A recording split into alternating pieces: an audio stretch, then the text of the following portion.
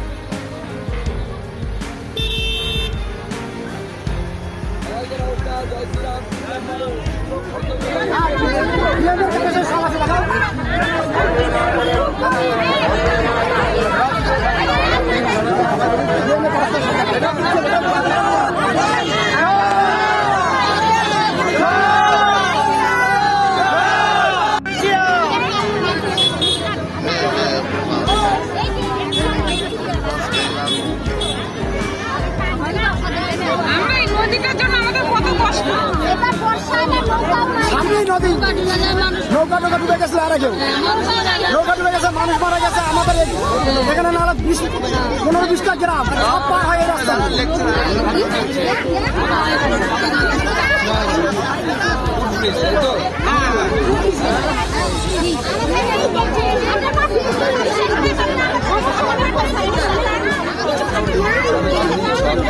চালু করে দিলাম, চালু করে দিলাম, তাহলে ব্রিজটা কেন হচ্ছে না? বুদ্ধি লাগাতে হবে।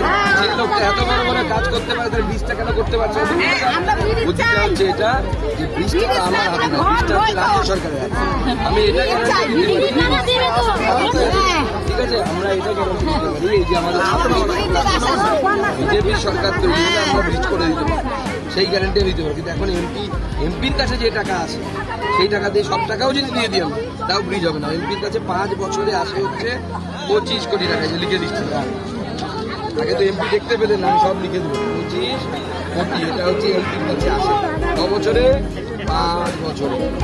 এই সব টাকা দিয়ে দিলে পরেও ব্রিজ হবে, এই সব টাকা এখানে দিয়ে দিতে হবে। এটা কোথা থেকে করাতে হবে? এটা করাতে হচ্ছে উন্নয়ন পর্ষদ, ঠিক আছে? কেন ভোটের পর আপনারা দেখা করবেন, ঠিক আছে? আমার সাথে সবাই 2-4 জন দেখা করবেন।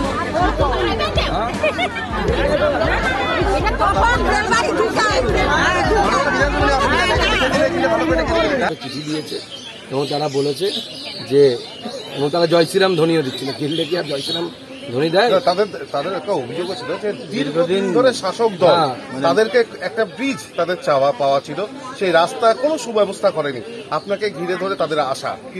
না, আমাকে দিয়েছে, আমি তাদেরকে বোঝালাম যে দেখুন এখন আমরা রাজ্যে ক্ষমতায় নেই, এমপির টাকা দিয়ে ব্রিজ করা সম্ভব নয়।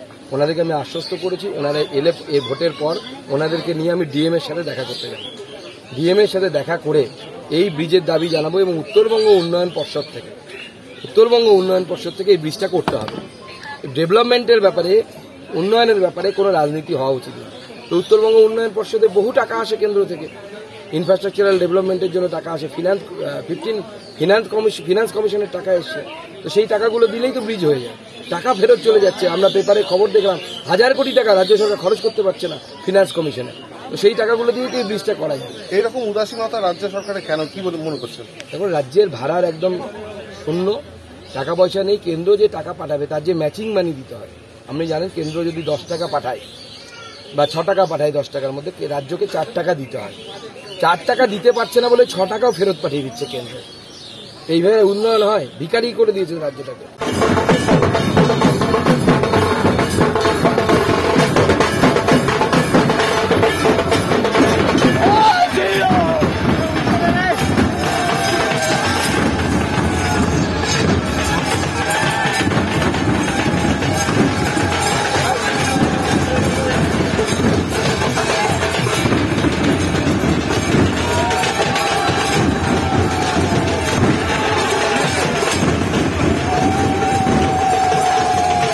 আমরা এখন দক্ষিণ দিনাজপুরের তপন এলাকাতে এসেছি। এখানে আজকে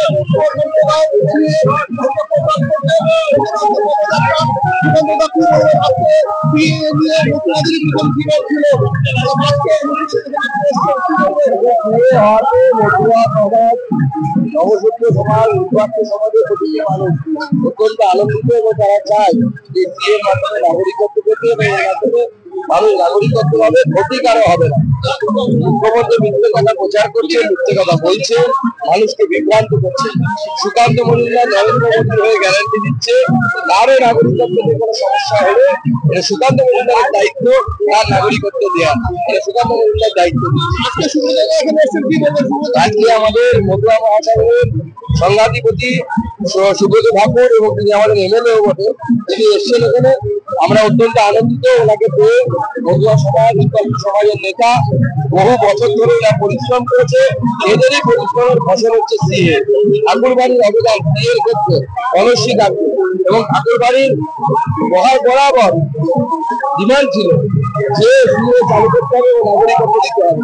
আজকে সেই স্বপ্ন আমরা পূরণ করতে পেরেছি মাননীয় প্রধানমন্ত্রী নরেন্দ্র মোদী।